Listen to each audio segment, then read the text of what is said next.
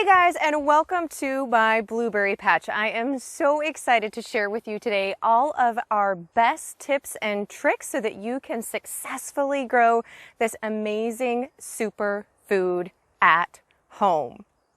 So a few things for success when you are going to be putting in your blueberry plants is knowing their requirements. So first up, blueberries, as a lot of fruits, but blueberries is one of them, they require a certain amount of chill hours in order for them to produce fruit blossoms and to produce fruit for you. So general guidelines mean most gardening zones 3 through gardening zone 8 will have enough chill hours that you can successfully grow blueberries. So chill hours are a certain amount of hours between 32 degrees Fahrenheit and 45 degrees Fahrenheit. Most of your blueberries averagely need about 500 plus hours of chill time. Some varieties are going to require a little bit more and some a little bit less, but that's kind of your general guidelines. So provided you're not in a real extreme southern state that doesn't get temperatures of 45 degrees Fahrenheit or lower for at least 500 hours a year, then you're going to be able to grow blueberries. So that's a pretty large part of the country, and the globe even can grow blueberries.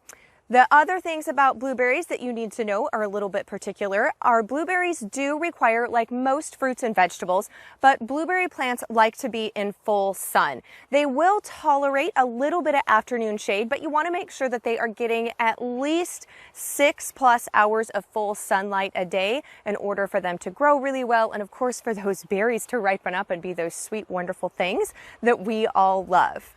The other thing about blueberries that's a little bit different than a lot of your other fruits and vegetables is blueberries is one of the most acidic loving plants out there that there are. So the pH level of your soil is more important with blueberries than it is almost any other fruit or vegetable that you're going to grow. And specifically the pH level, they like acidic soil, is between 4.09 and a 5 on the pH scale. That's where they're really going to thrive. So if you have neutral or high alkalinity in your soil, you can still grow blueberries, but you are going to have to amend the soil to get it back down into that 5 range is ideal. You can go a little bit lower, but if you can get it close to the 5, then you're going to have a lot more success with growing your blueberries. Blueberries have a shallow root system. So they need to have good draining soil, which they're a little bit more on top, but that also means that if you live in a really dry or you have a long extended periods of drought throughout your summer months, that you're going to want to make sure that you mulch to help retain that moisture and that you keep an eye on their water level. Now, when is the best time to plant your blueberries? Ideally, you want to plant them. Now, this is going to depend on your growing area, how late your frost and your ground is frozen and workable. But usually, ideally is spring through early summer, but you can also do them in fall as well. Now, if you purchase your bare root plants, normally bare root things go in before they begin to bud out. So it's going to be in either really late winter or early spring, depending on where you're at.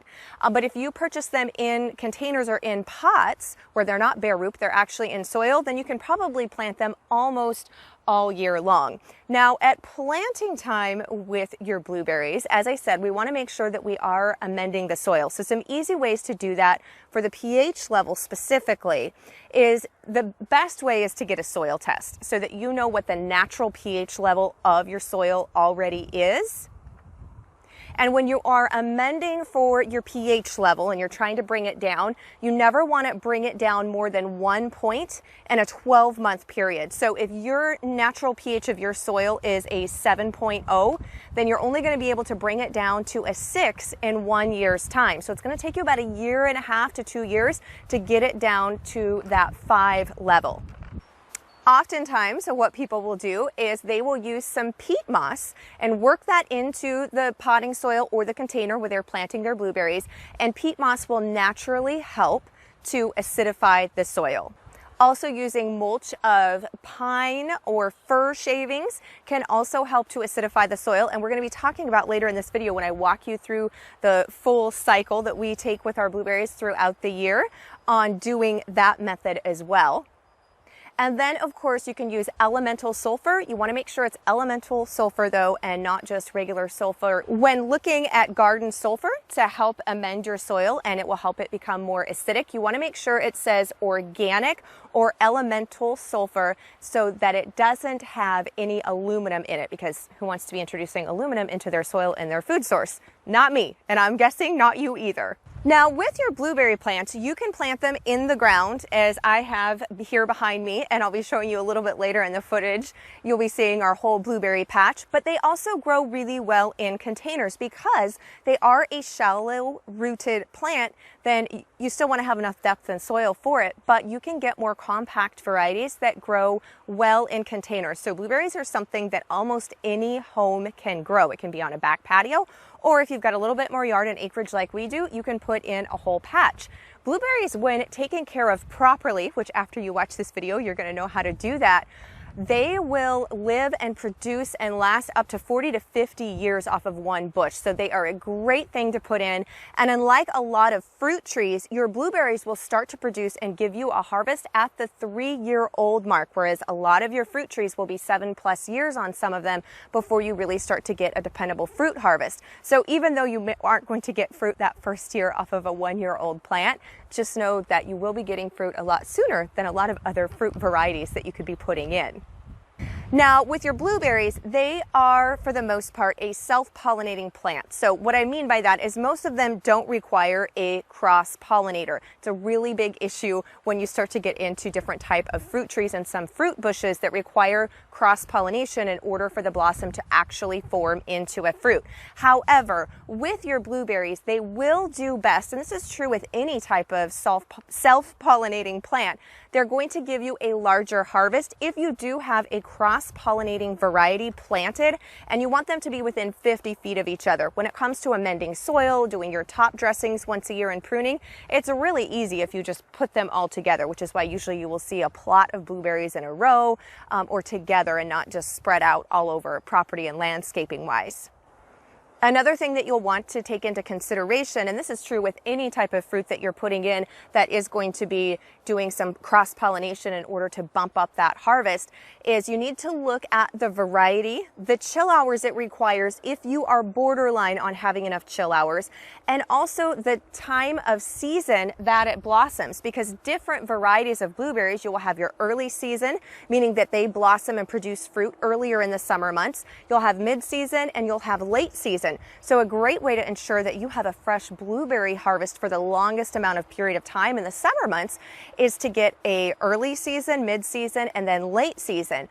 But you're going to want to make sure that if you're using those to help cross-pollinate, that you have got this varieties that will complement each other. So you're going to want to have 2 different varieties of early season bloomed blueberries.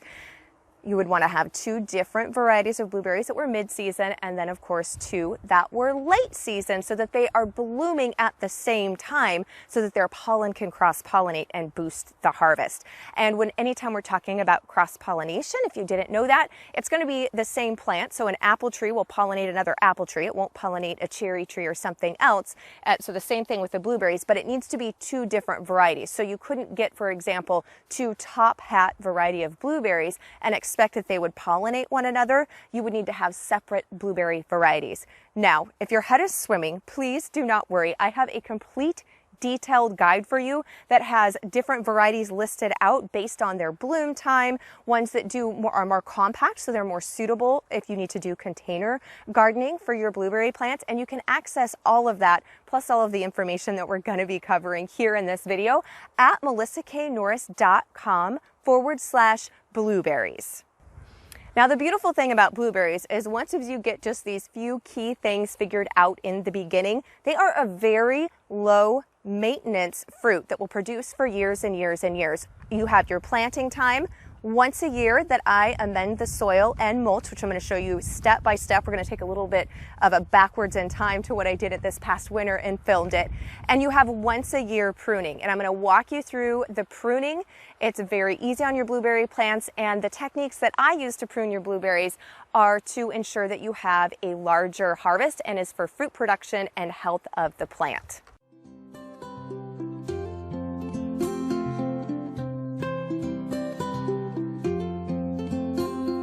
guys, and welcome to our raspberry and blueberry patch. Today I'm going to be walking you through what you need to do in the winter months to ensure a bountiful and healthy harvest of blueberries for years and years to come.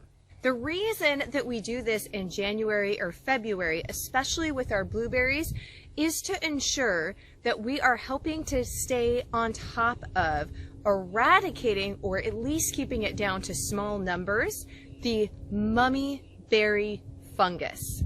Blueberries are susceptible to this, especially here where we live in the Pacific Northwest. And so when your daytime temperatures get close to the 50-degree Fahrenheit mark, it's very important that you take these steps, because when your daytime temperatures in January and February start to get around that 50-degree Fahrenheit mark, you really only have a couple of weeks to stop the mummy berry fungus. Our very first tip is we're going to take this blueberry bush, and you can see where we mulched last year, but quite a bit of grass from the yard is starting to come up through this mulch. So the first thing that we want to do is pull out any weeds and get this clear.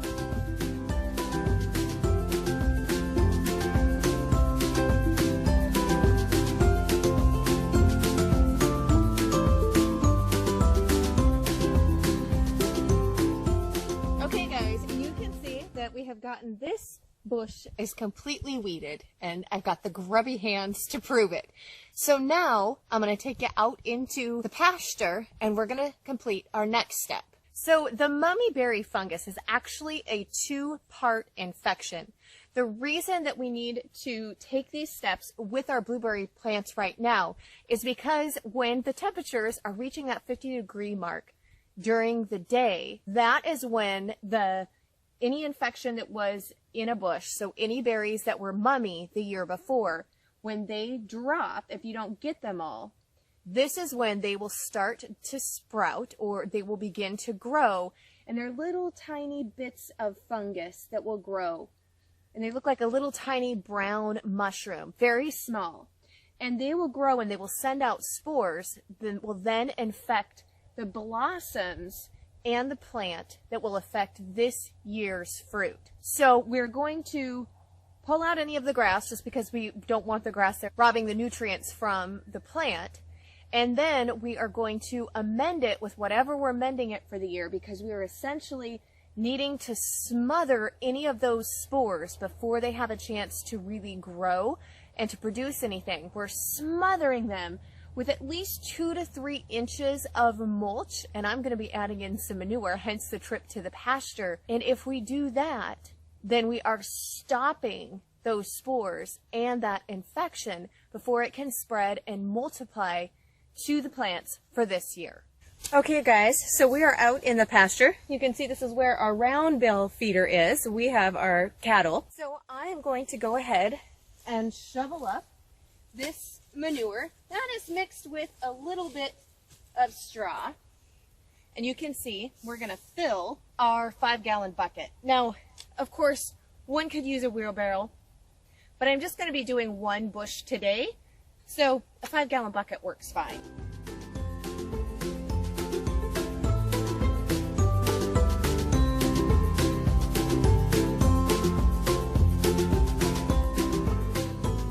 Okay, let's go put this on our berries.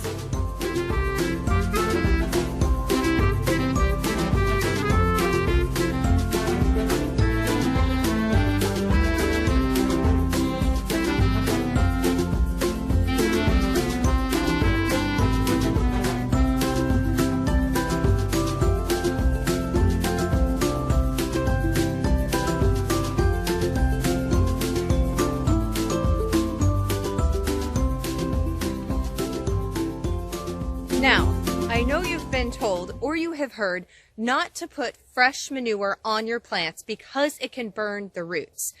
But in this instance, it's totally fine to put fresh or hot manure on the top of last year's mulch, because the layers of sawdust that I have on these blueberry plants are over 6 inches deep, By applying that top dressing of manure, it's going to take it a long time to work down and to get to the roots. So we're not in any danger of burning the roots. And I want to get it put down before I put on this year's top dressing. And also by adding the manure, weeding first and then adding the manure, we're also disrupting the top. So if there was any fungus spores that had started to grow, then I'm disrupting that. So that's going to help stop it.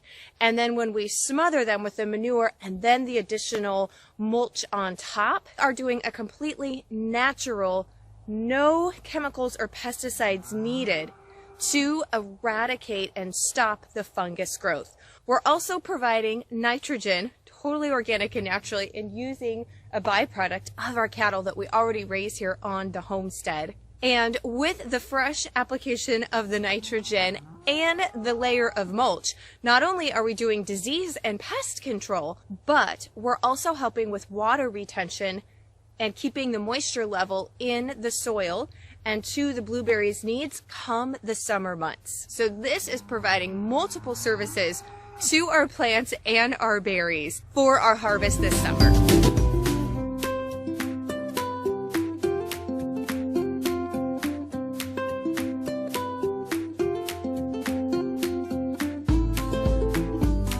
Okay guys, we have got manure on every single blueberry plant all the way down the row. Now it's time to top it off with our sawdust. So we're going to put that layer of mulch on top of the manure. You can use almost any type of sawdust that you want. Spruce, fir, pine, all of them work great.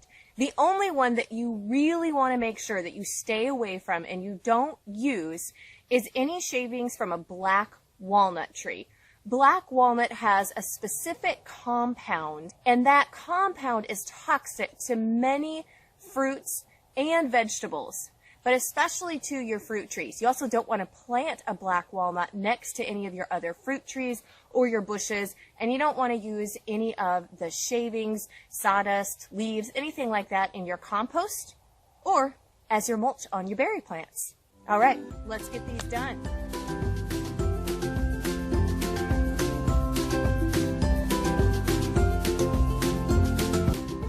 So you can see up nice and close here all of the shavings that we now have around our blueberry bush. You also want to make sure that you come out past the drip line. So when these all begin to leaf out and it rains, the water will drip off of the leaves and they'll fall. You also want to make sure you come out from the plant because, as you can see, any berries that might have been infected with the mummy berry that I missed last year, and you will always miss some of them, and if they fell, they would have fallen in this area and out here. So I want to make sure that I extend my mulch covering far enough out, and with the manure as well, to the drip line. But you actually want to extend the mulch past the drip line so that if you do have any mummy berry fungus out here, that you're getting it and covering it up. And the drip line is wherever you have your leaves. And when the rain, or if you're using overhead watering, which we don't on our blueberries, then when the water drips off of the leaves, it's going to drip off of the leaf and down right beneath it. That's your drip line. So usually we apply the manure out to the drip line and then extend the mulch past that. And you can see from the size of these two bushes, these are about 10-year-old bushes, but they are smaller, compact varieties. One wheelbarrow load of mulch did 2 of these size bushes, and then I've got the rest here, and you can see the manure on them up close and personal. I've got 2 larger bushes, and then I've got a really small little baby one at the back of the row there that's a younger one that will just start to begin to bear fruit this year. It's only 2 years old. Okay guys, we now have all of our blueberries mulched. So today I'm going to walk you through how to prune your blueberry bush, not only for the health and vigor of the bush, but also to increase your harvest yield. The first thing we're going to need is we have got some handheld pruning shears, and for the larger canes I've also got the loppers, so we've got our long handled, and I just used these to prune our elderberry bushes a few days ago. You always want to make sure that you are sanitizing your shears so that if there is any disease, that you're not transferring that between plants. So an easy way to do that is to just take some rubbing alcohol, or this is isopropyl alcohol, and pour that over the part that's going to come in contact with the bush when you're making your cuts.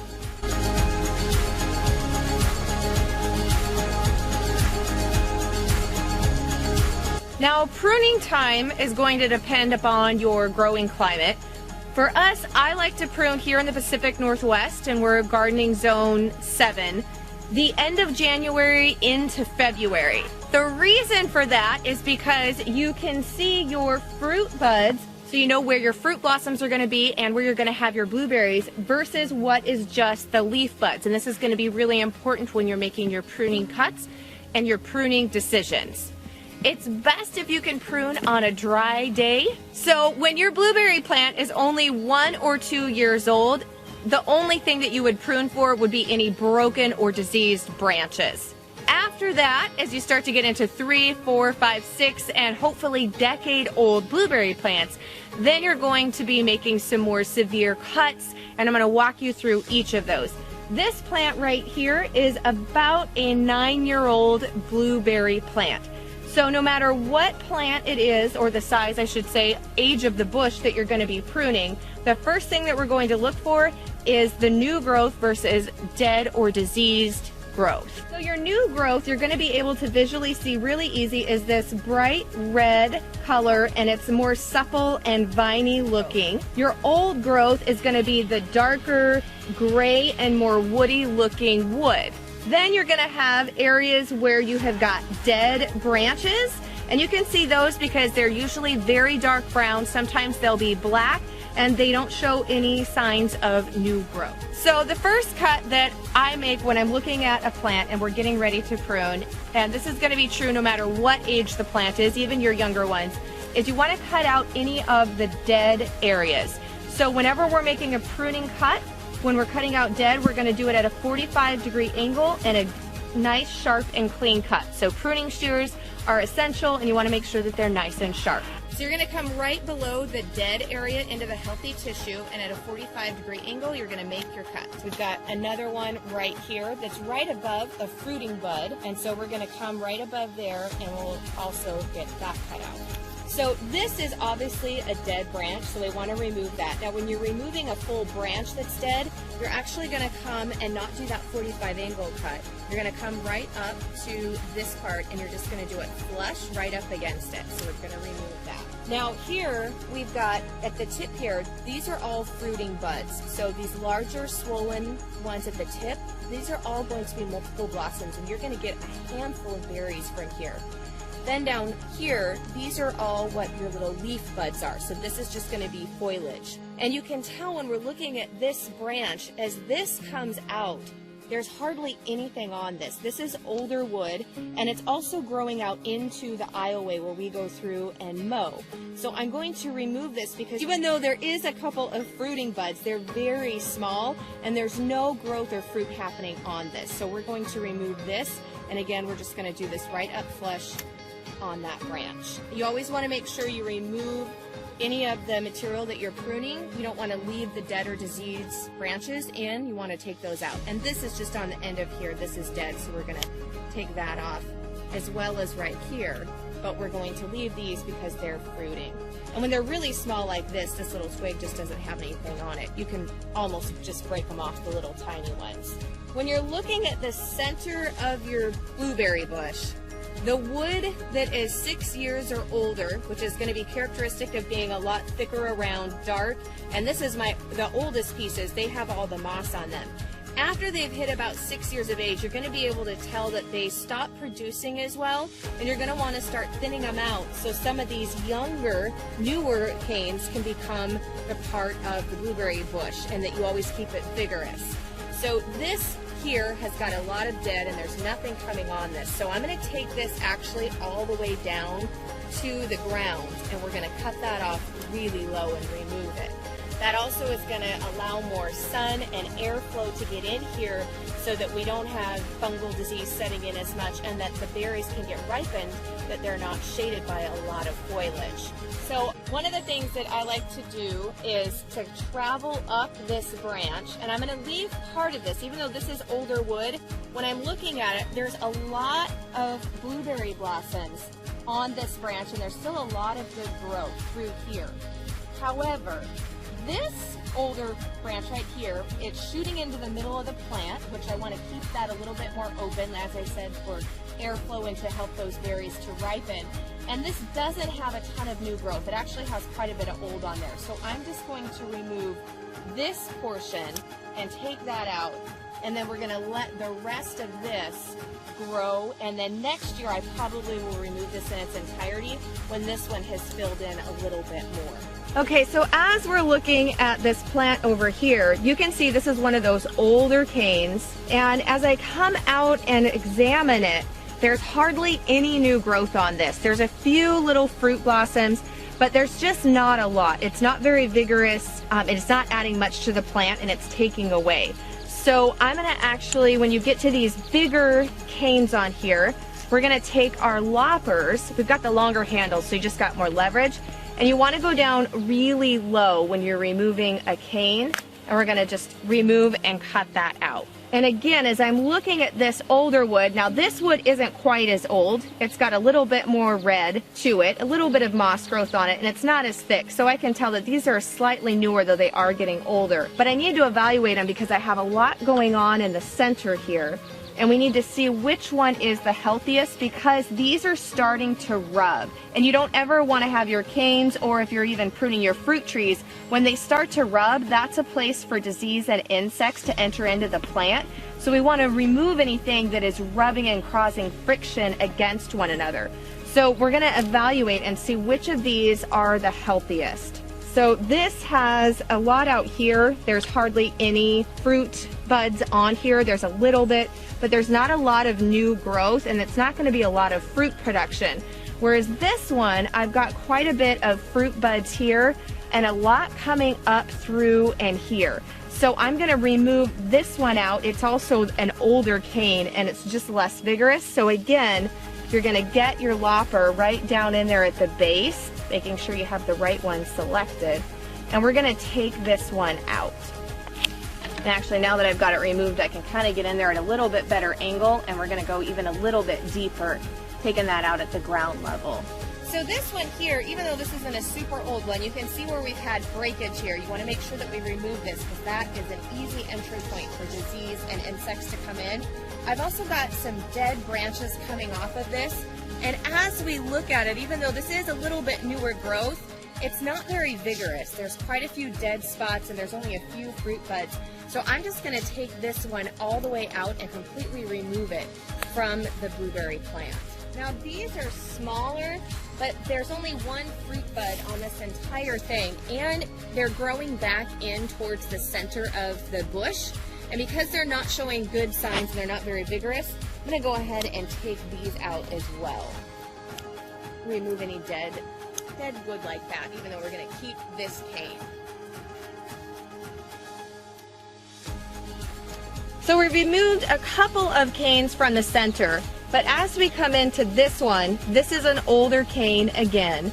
And this growth down here doesn't really have a whole lot on it. I've got some dead stuff. I don't have any growth coming here. This is all dead. And even though I've got one healthier, vigorous spot on this cane, it's in the center, and because it's so old, it's going to stop producing. Each year I'm going to get less and less fruit off of it. So we're going to come down to, again, you want to come down right to the base and get as low in there as you can, and we're going to remove that cane. That also really opens up the center of our blueberry plant, so these blossoms that are in here and these canes can come in and have good airflow. I've also got down here some younger canes that are just starting, and these ones already have fruit buds right here and are showing good promise. So I'm going to leave this one because it's already showing fruit production, and I'm going to take this one out so this can actually replace the cane that we just removed.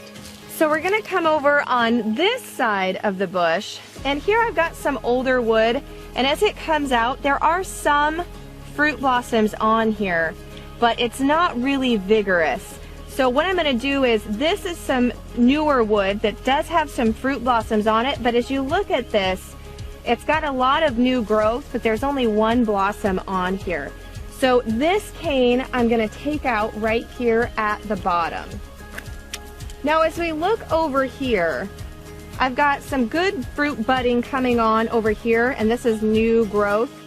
I don't have a lot of new growth coming out here, and this is an older cane, but I know I'm going to get quite a bit of fruit off of this section and this section, so I'm going to leave this year and just take out the part that is a little bit dead here on the end. And then this one's not doing very good. There's a couple fruit blossoms, but there's not a lot. So I'm actually just going to cut this one all the way back, and then just remove the dead parts here on the tip.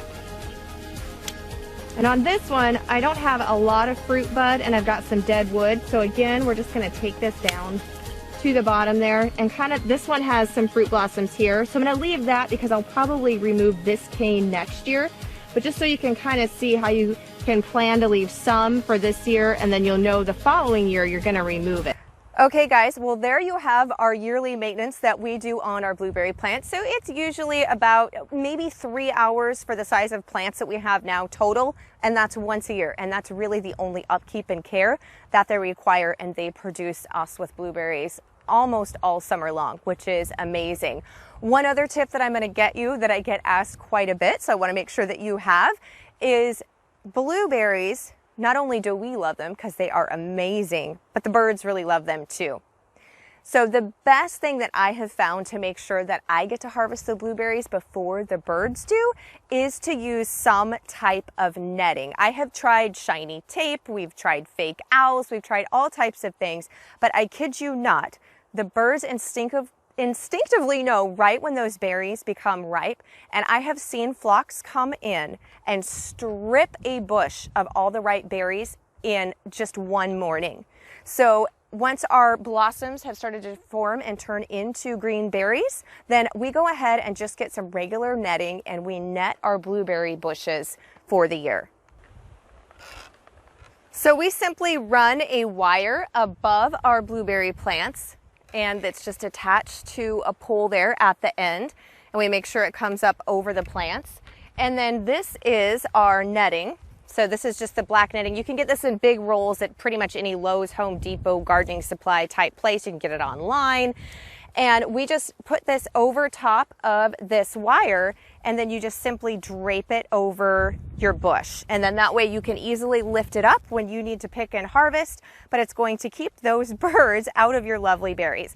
Now I'm not going to actually, this is just, we leave this just up and I take it off when I'm pruning and amending and during blossoming time. And I won't actually put this on quite yet, because it's a little bit tangled up. And so I don't want you to have to wait for me to untangle it to put it on there. But I did want to share with you and show you that that has been the best surefire solution that we have found for keeping the birds out of our berries, because that's kind of one of the biggest issues, is making sure you get to eat it and the birds don't come in and take it out. So remember, I have that detailed blueberry growing guide for you, so you can make sure and grab that so that you have all of these tips and the lists and the items listed out for you in detail. You can get that at melissaknorris.com/blueberries. Thank you so much for joining me. I hope that you learned a lot, and I wish you a huge blueberry harvest.